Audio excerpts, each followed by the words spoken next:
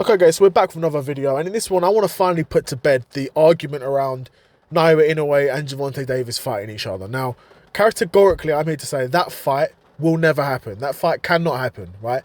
Just because both guys are two small guys in the lower weight divisions that are knockout artists does not mean that they have to fight each other, does not mean that, you know, they're on a collision course necessarily. Now, I can understand why the uninformed, maybe more casual boxing fan would see that prior analysis and be like, yeah, of course, it makes sense for those guys to fight. But when you actually look into it, and you're like, Naoya Inoue is a 122-pound fighter who could at max go up another weight division to maybe 126, versus Gervonta Davis, who's fought at 140, granted, was small at 140. He's really, if we're being honest, he's really a 130-pound fighter, really. But at this point in Gervonta Davis's career, he's gotten older, he's gotten bigger. He's now a 135-pound fighter, right? But he's not big for 135 at all.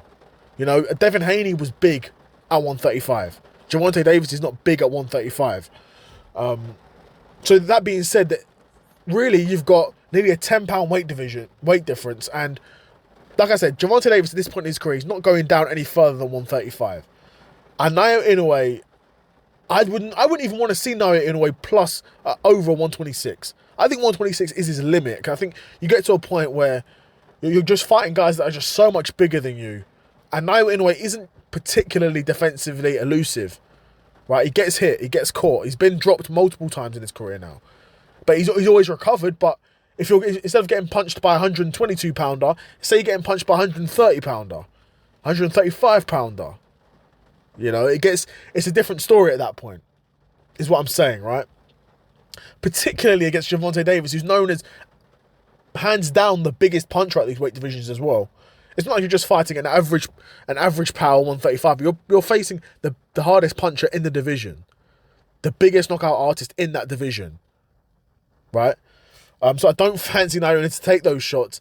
Also, Naoya Inoue isn't a big enough name for Gervonta Davis. Now, is Naoya Inoue a big name? Yes. Is he a name that draws big crowds in Japan? Yes. Has he probably had multiple big paydays in Japan and probably even in America, in Las Vegas? Yes.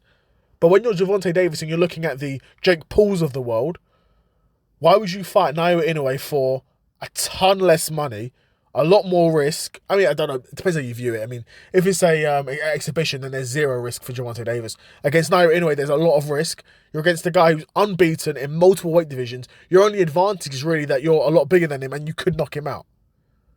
Why risk that when you could fight an exhibition fight against Jake Paul?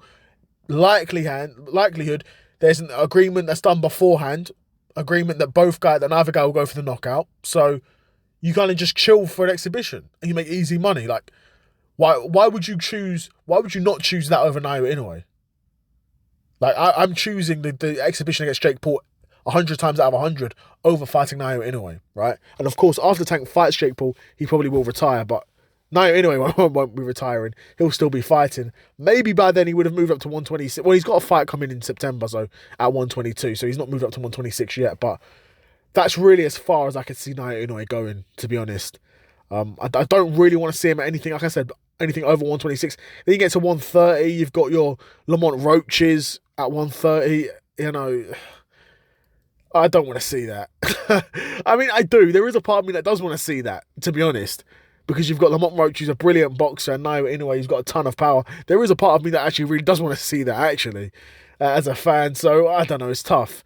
It's tough, but categorically, that fight, Inoue v Tank, won't happen. So, finally put that to bed. I know there's a lot of casual boxing fans that are unsure why that fight can't happen, but hopefully in this video I've done a good job at explaining that. But yeah, I'd be curious to know what you think of this fight. Do you think it ever could get made? If you think it could get made, what weight division do you think it'd be at? Do you think it'd be a catch weight? And if the fight was to go down, who do you think would win? Yeah, curious to know what you guys think in the comments below. Another episode of the Seth Solo Cyclist in the bag, and I'm out. Peace.